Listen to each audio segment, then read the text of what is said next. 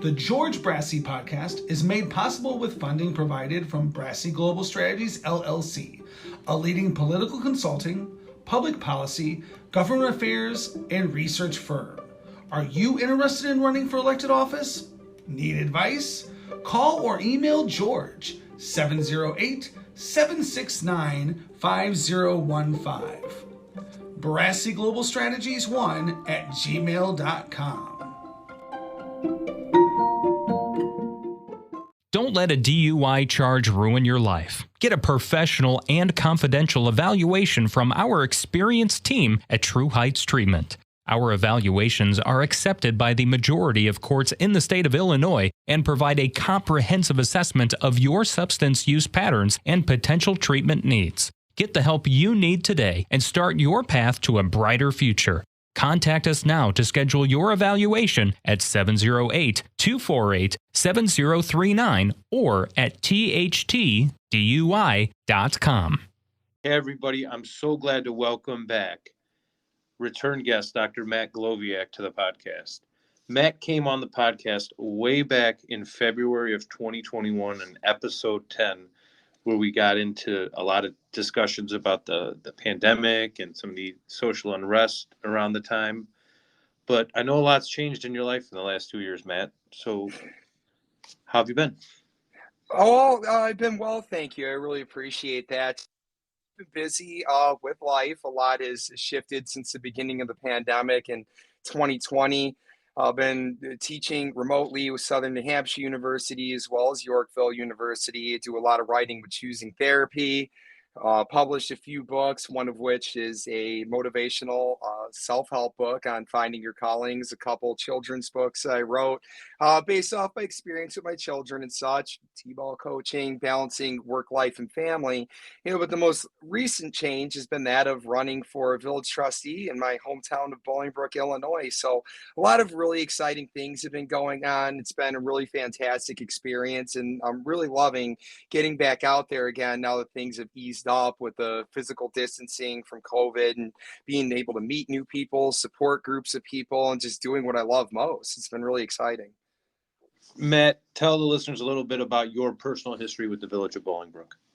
So a little bit of my personal history with the Village of Bolingbrook is, I was born and raised out here. So I've been Bolingbrook resident since 1983.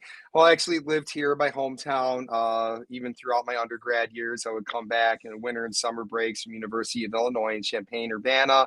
Had a couple of other places I lived and had a condo in Yorkville, Illinois for a few years while I was working through graduate school. But in 2015, moved back out here, found the perfect house to get our family started. And since then, just been really trying to make a mark in the community. I've had since 2015, my first job was at Benedictine University, teaching in their Master's of Clinical Psychology program. As a matter of fact, our first child, Matt Jr., we went into labor the day, my first day of teaching. So that was exciting. And just since then, we've had two more children. Malia, who's 5, and I have my youngest one, Mallory, who's 2, and she's our pandemic baby, the silver lining of the pandemic for sure. But just really trying to reconnect a lot more with the community here and so on. When I was a youngster, I was involved in many organizations, National Honor Society, band. I was in track and field, student government. Pretty much you name it, I was involved in a lot of these different organizations, but really appreciated the volunteer opportunities they had to go out into the community. I remember National Junior Honor Society in 8th grade. What I did for that volunteer activity was at Meadowbrook Manor Nursing Home, located over there on Remington, and that was a really great experience. Being able to serve the community was even in a little commercial that they shot way back when, where I was serving an ice cream cone to some people, and then even getting to do things later on with National Honor Society. We would go to events at the Levy Center, would do different things like Big Brothers Big Sisters tutoring programs, going out collecting food for food drives, all these different types of things. And now fast forward later on into my life, I've been doing a lot of work with mental health. I've been a mental health professional since 2010. And they say I got my doctorate tail end of 2014 and 2015. So I do a lot of presenting. I do a lot of writing. Go into the high schools, give presentations there at assemblies, meeting with smaller groups of folks, being able to help them out with whatever matter is at hand, and just trying to do my best to spread the mission of mental health here locally in my community. So for a few years, I did have from 2019 to 21 Mental Health Matters with Dr. Matt on Bolingbrook Community Television. And that was a really great show where I would invite local guests to be able to come on, speak to some of the things that either they were doing actively in the community or perhaps share some of their journey with mental health, addiction, and so on, to be able to really inform the public, because this is an important thing that we see here. There's a lot of stigma on mental health and addictive disorders. With the pandemic, we've seen increases in incidence and prevalence of mental health disorders, addictive disorders, domestic violence, suicide, and so on. And so we've got a long way to go. And a big part of what I want to do is continue spreading that awareness, but also connecting people to valuable resources. So there's some of the many ways I've been actively involved in the community, on top of also being a T-ball head coach and head umpire on the board. And that's been fun with my kids as well. So trying to make my mark. Dr. Matt, what changed when we talked 2 years ago, and you could listen to that podcast in the archives? What changed internally for you that made you decide you wanted to run for office? I really appreciate that question. That's one that's very close to my heart. Growing up, I've always been somebody with big dreams. I always wanted to shoot for the moon, felt like, anything was possible. And when I was a younger person, I was always fascinated by the presidents, particularly Abraham Lincoln. And it was as a kid, I was like, oh, yeah, it'd be really great to be president one day. And that was my dream after I wanted to be an astronaut. But my dad told me I couldn't be one because I had bad vision. So I was like, on to the next thing, no astronaut. Why not be president? And it was funny, in middle school, I was actively involved in a bunch of different clubs that they had there. You go through the 8th grade yearbook, you see them in all these different types of things that I loved. So I was always ambitious, always social, trying to make strong relationships with people and that. And my nickname in middle school is President Glowiak. I'm supposed to be 50th president of the United States. But then, what happened is I got older, became more realistic, and saw a lot of politicians about the money and the power, and, started to shift more toward the health professions and so on. And, there was a lot, to be honest with you, George. It was really discouraging for me when it came to politics, and I removed myself pretty far from it, and, kind of laughed at my childhood dream of wanting to become a president. I'm like, well, I'm not that type of person. I don't really see how I can fit into this crowd. And I'm just so appalled by what I'm seeing around me that I want to stay as far away from it as possible. But then what started happening in the 2020, 2021 area, especially with a lot of the civil unrest, we're seeing what happened with the insurrection at the Capitol, the way that we're handling the COVID-19 pandemic, the way that we're treating, individuals, the LGBTQIA plus population, BIPOC population, and so on. It's so disturbing and unsettling to me, to be completely honest with you, that I got to a point where I became so upset that instead of trying to remove myself from it, like, you know what? Put your money where your mouth is, Matt. You need to get involved with this. And a lot of what I'm doing as a mental health professional, I've been involved in the counseling associations. I've been president of different things, such as Chicago Counseling Association. I've been on the Illinois Counseling Association board, actively involved with the American Counseling Association, Chi Sigma Iota, you name it.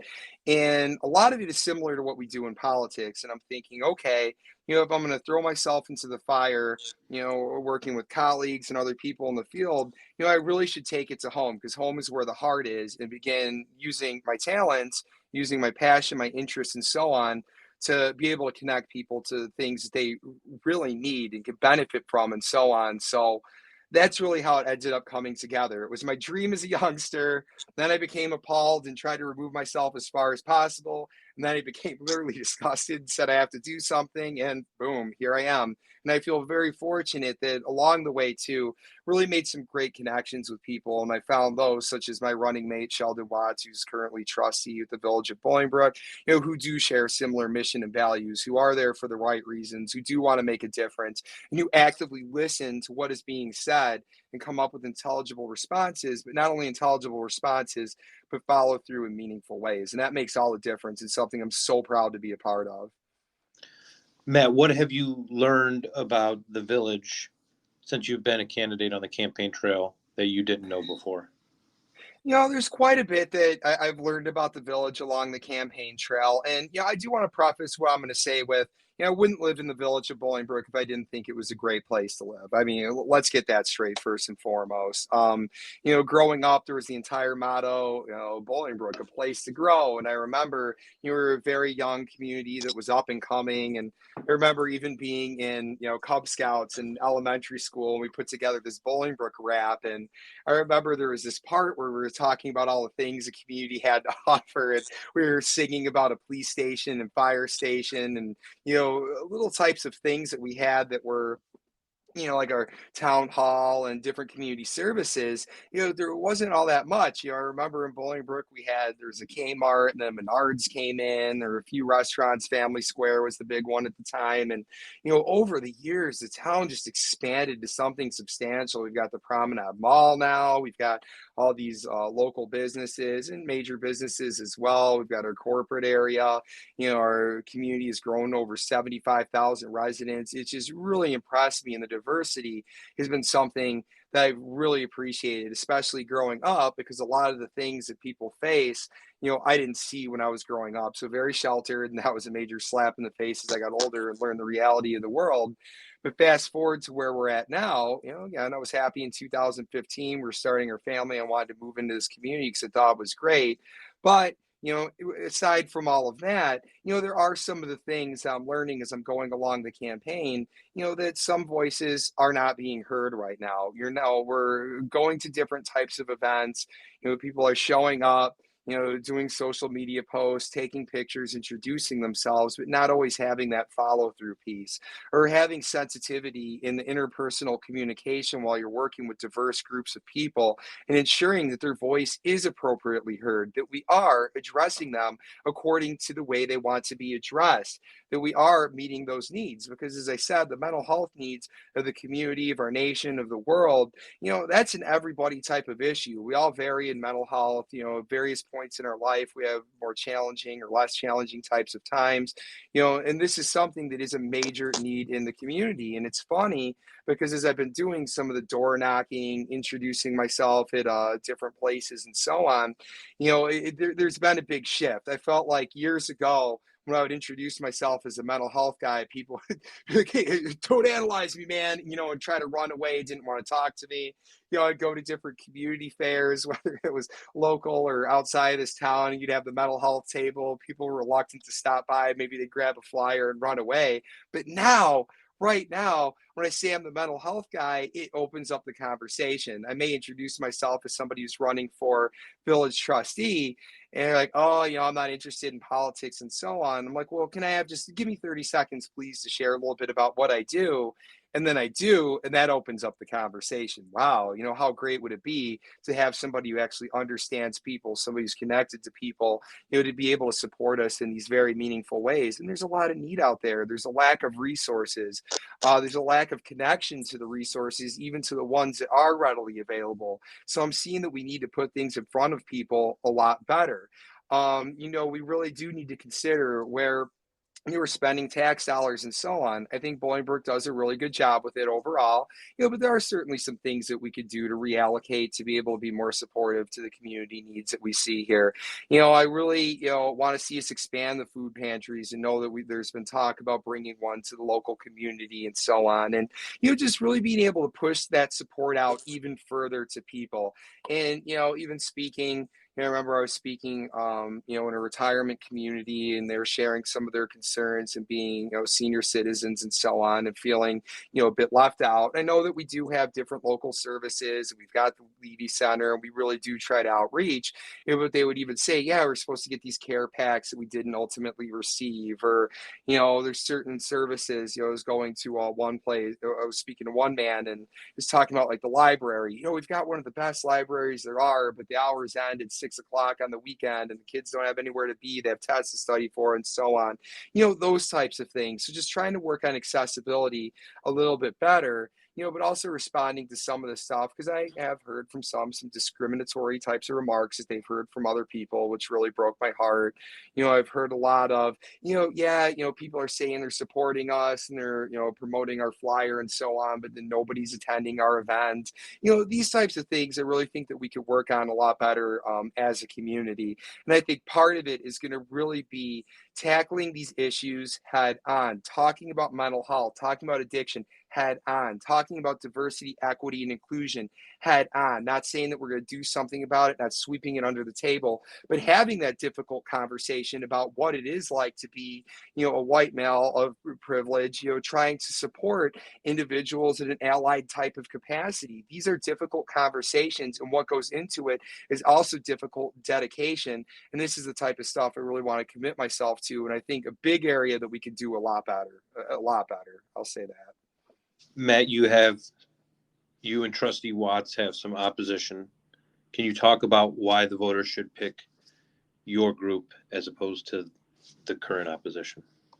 Absolutely. Well, with the current group who's in power, they've been for a very long time, even since my early childhood, all I could really remember is, the political party that's currently in power, being there. And as I said, I think a good job was done, overall with what we have here. However, I think a big difference between, their party and what we've got going on here with ours is, again, being able to facilitate that sense of connection, doing so authentically, genuinely, having the knowledge of what is going on with some of the populations that are really struggling right now. As I said, being a white male, I can't share that I had the same experience as some other people who have been dealing with oppression, discrimination, and so on. But with my education, going out and communicating with diverse people, embracing diverse people, celebrating it, and so on, that's really been something that's helped me become extremely informed and understanding what it looks like to be an ally and being somebody who can actually follow through with that instead of just saying it. So I think a big difference there really is being able to have the knowledge, being able to have the, in terms of the experience, having the interpersonal skills, to be able to see these things follow through here accordingly. Another major part of what I've got going on is that I have spent much time, I love writing, I love presenting. Over the years, I like to believe that I've become more articulate. I am very comfortable speaking in front of large crowds, 150, 500 people, sending out these podcasts to numerous people. I'm very difficult to speak about topics. And I think that's another area where Sheldon and I do have an edge. When we do go out into the public or we're sharing, some of our thoughts on different topics, very rarely is what we have is what we have scripted. We are speaking genuinely, what we're feeling there in the moment. If I'm at a campaign event or a fundraiser or something like that, I'm getting a feel for what's going on in the crowd. I take what I've gathered from the energy there with everyone there, and that's what I'm putting back out to everybody. It's not something where somebody's writing this for me or, I'm trying to memorize something and I'm not able to connect it. I can actually speak to that. I'm going to have it true in the moment to what people need. So that's a big part. And the other piece too, if you take a look, I'm the one who's been born and raised in Bolingbrook. Again, home is where the heart is. I love this place so much that I did move back here to start my family. So I've seen this community all the way back from the point when I was born. I know 1983. It's not like I'm, like I've been around forever, but I'm around. I turned 40 here this year. So I've seen the community grow and I have some longevity with the community. And I've seen, some of the areas that have been really great. I've seen a lot of the areas for opportunity. And I think that having that history with this community too, and having this passion for the community means I'm going to be somebody who's very driven to be able to follow through. And another part with it as well is, a lot of what I do, I know sometimes, people look at me like, oh, remote education, you're teaching online all the time, but I am doing live classes with students. I'm connecting with diverse people. I teach people in different countries. Like I said, one of the universities I'm at, where I'm faculty lead, is in Canada. And many of my students are from the Middle East. They have migrated out to Canada. So I'm working with students who are international. I'm working with students all over the country. I'm writing with people all over the country. I'm doing these presentations with people all over the country. So I have this network it's a lot different. It's kind of an outside in type of network. And one of the things I've done really well as a mental health professional is be able to connect people to the appropriate resources. So while I know in the village of Bolingbrook, people who knew me growing up out here definitely, they know who I am. And more recently, reestablishing the name, doing the work again with T-ball and running for office and putting my work out there and so on, trying to do that. But there's a lot that I could bring into the community in terms of the resources they have, on the state level, the national level, international level, and so on, to really do something special for this community. And I think that that's something, and, I can't say for a matter of fact type of thing, but I think that's something special that, I bring that's going to be a bit unique to this election. Dr. Matt, tell the audience not about 2 books that you recommend, but 2 books you wrote for kids. Well, thank you. I really appreciate that. So I'm very excited. In 2022, I had the opportunity to self-publish 2 children's books. I actually wrote several years ago. The first one was The Dinosaur Door. So The Dinosaur Door is a little adventure story of 2 children who are my first 2 borns, Matt and Malia, who are reading a bedtime story. They fall asleep and they go into an adventure dreamland full of dinosaurs. And so there's all sorts of different dinosaurs. It has a little rhyme in it, and goes through numbers and celebrates diversity with the dinosaurs and the children and so on. And it's a really nice little way to be able to send the children to bed and be able to learn to count and so on, as well as some of those more complicated dinosaur names. And when I was going through and I was writing the book and editing it, I was asked to include phonetic spelling. So for those parents out there who may struggle with the dinosaur names, phonetic spelling is in there for you. And then also the second one, which is near and dear to my heart, is Good Morning Sunshine. And that one was written about my wife, Megan, and son, Matt, kind of close within his first couple of years of life. And, just a simple day, a simple day of pleasures with your child. Too often in life, we take for granted, the time we have with our children. Being a parent is an extremely difficult thing. The late night screaming and wake ups, the diaper changes, planning their meals, taking them to different events. And, as an adult, we've got our lives too. And sometimes it's easy to become frustrated in this world of work-life balance we continually talk about. And we sometimes just put our kids off to the side, or we don't take the moment to extend gratitude to that special day. So that book is really paying homage to that special day that you have with your child. And, back to the Dinosaur Door one, I forgot to include this piece, but what was funny about that one is Matt, in some of his earlier words when he was starting to speak, he's really into dinosaurs. And this one day he was mumbling dinosaur door. And I looked at Megan, I'm like, wait, what exactly is he saying? It's a dinosaur door. I was like, that's interesting. I wonder what in the world that is. She's like, well, you love to write. Here's your opportunity. Put something together. And so I did. And I wrote this down, and I just started reading it to him every single night. And even though it had no pictures, I just had on my iPhone and was, reading it to him for 8 months straight. He had to hear the Dinosaur Door and absolutely loved it. And so that was a really special one. And as I've said multiple times, writing is one of my favorite things. Yes, it's both work and self-care for me. And what really kicked off my passion for writing was writing poetry. And so it's nice to be able to bring that back, especially when I'm always writing about, severe psychiatric issues, addiction, some of the doom and gloom stuff, to have something lighter and show, a little bit of my child side and love for poetry here. Dr. Matt Glowiak, tell the listeners when the election is and how they could find you on the internet if they wanted to learn more about you. Absolutely. So the election is going to take place on April 4th, and there is early voting. It begins in late March, so you can go ahead and do that at the Fountaindale Library. I do believe that they've already been sending out some mailers indicating when and where individuals who are residents here are going to be able to vote. I heard from my parents their names on the ballot, so it's definitely a good thing. So we're all set to go there. Ways to be able to contact me here, I'll give you a few. Our platform page is BolingbrookIndependentVoices.com. So it's all one word, BolingbrookIndependentVoices.com. And there you'll be able to get some really great information on my running mate, current trustee for re-election, Sheldon L. Watts. You can also find me at my personal website, counselingbyglowiak.com. So that's all one word as well, Counseling by Glowiak. You can also find me on LinkedIn. I have a Matthew Glowiak for Bolingbrook page on Facebook. And if you want to reach me directly, you can send an email to dr.mglowiak@gmail.com. So it's dr.mglowiak@gmail.com. And I will do my best to respond as quickly as possible. Dr. Matt Glowiak, thanks for coming on the podcast. I appreciate it. Thank you so much for the opportunity, George. Bye. Bye.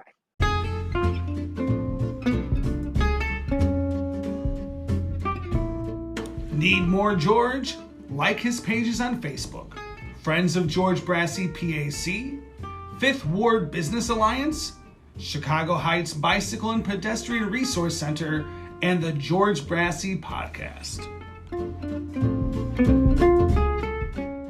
Begin to transform your life and work towards inner peace with expert psychotherapy. At True Heights Treatment, our experienced therapists provide personalized, compassionate care to help you overcome life's challenges and reach your goals. Whether you're struggling with depression, anxiety, relationship issues, or other mental health concerns, our team is here to support you. With a warm and welcoming in-person and virtual office atmosphere and a commitment to person-centered and evidence-based treatments, we are dedicated to helping you address your life's challenges. Contact us now to schedule your first session at 708-248-7039 or online at trueheightstx.com. Book your appointment today and start your journey towards a happier, healthier life.